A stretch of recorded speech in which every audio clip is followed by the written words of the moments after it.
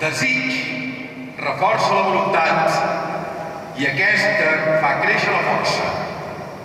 Llavors, un procés d'independència és il·lusionant i, finalment, inevitable.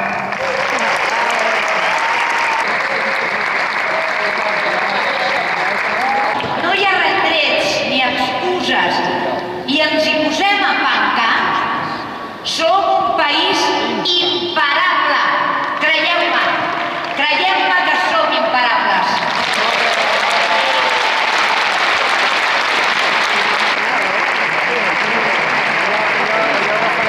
Ens cal el compromís de tots per fer més fàcil aquest viatge cap a la independència. La independència és l'únic horitzó lluminós.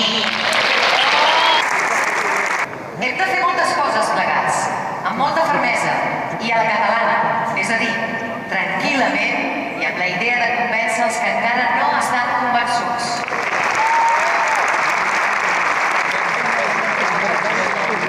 Si superem les nostres diferències, la força de la unió del poble és irreductible. Si els catalans anem junts, som imbatibles. Per tant, quan l'objectiu comú s'ho mereix, sempre cal superar les diferències. Aleshores, ser generosos és sinònim de ser intel·ligents.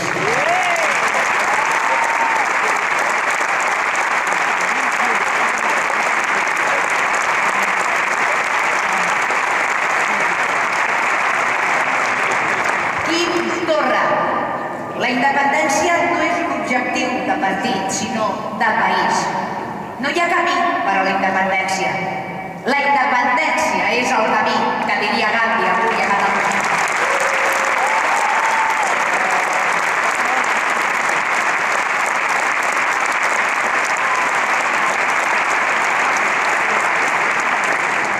Aquesta és en Ferran Requer.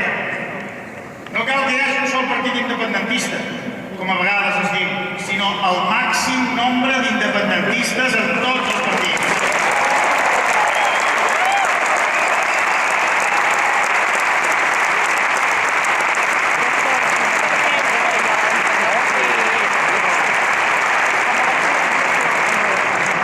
Seguim amb una frase de Patricia Gavanzo. No l'has dit cap, tu. Els qui s'han decantat per la política han de fer política, espero que amb intel·ligència. Però el moviment de base ha d'aguantar i estimular la consolidació de la majoria social. De la perícia i voluntat dels uns i dels altres naixerà el futur.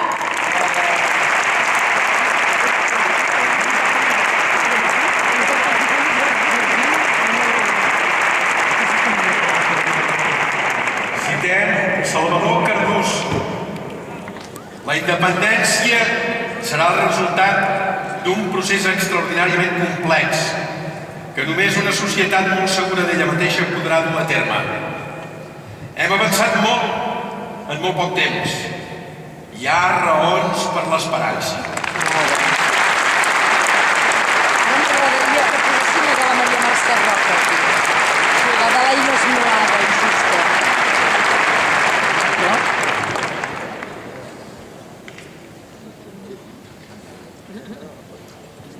Qui tocarà? M'havia saltat aquesta. Xavier Robert de Vendós. Com tantes dones aspiren a que no els calgui ja de ser feministes, molts catalans somien en el dia que no ens calgui ja ser catalanistes. Els espanyols han fabricat la nació des de l'Estat. Nosaltres, just al contrari, fabricarem l'Estat des de la nació. Així sí.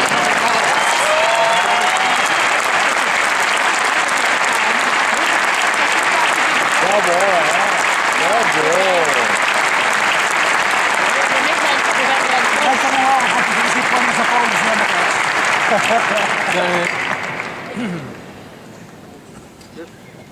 Vicent Partal. 20 anys després de la seva independència, Eslovènia ens dona una lliçó als catalans. És un país petit de 2 milions d'habitants, però ara ningú no li discuteix ni els drets, ni la dignitat, ni el seu lloc en el conjunt de les nacions, perquè van saber guanyar-se'l amb un projecte clar i decidit, democràtic i persistent. I nosaltres podem aprendre la lliçó o o continuar enfonsant-nos 20 anys més?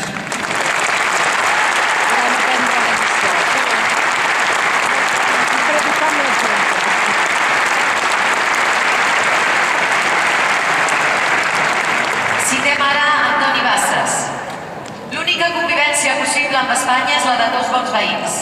Catalunya no pot continuar sent tractada pels mateixos drets que un menor d'edat. La dignitat passa per un gest excepcional de desobediència. Així s'han comportat altres pobles en el curs de la història i ara ens toca a nosaltres.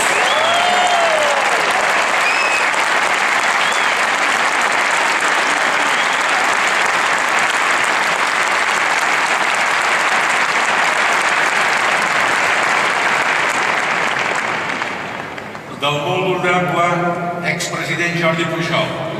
Només evitarem la residualitat i la desaparició de Catalunya amb la independència.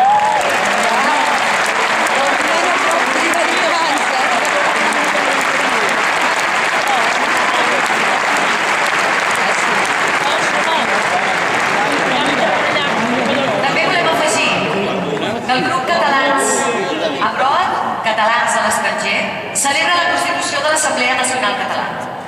Els catalans Abroad, la xarxa de catalans al món que volem la independència de la nació catalana, treballant colze a colze amb la sectorial Catalunya Exterior per la independència, volem transmetre des dels 5 continents el nostre suport i total compromís amb les tasques que l'Assemblea Nacional Catalana ens pugui assignar per aconseguir el somni anhelat per tots, poder anar pel món ensenyant amb orgull el passaport del nostre propi estat.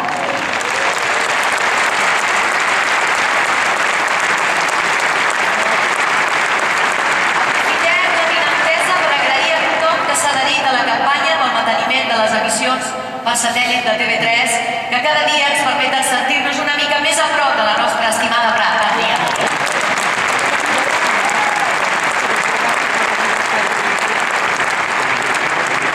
També ens ha donat el seu suport l'ex-lendakari Juan José Ibarretxe.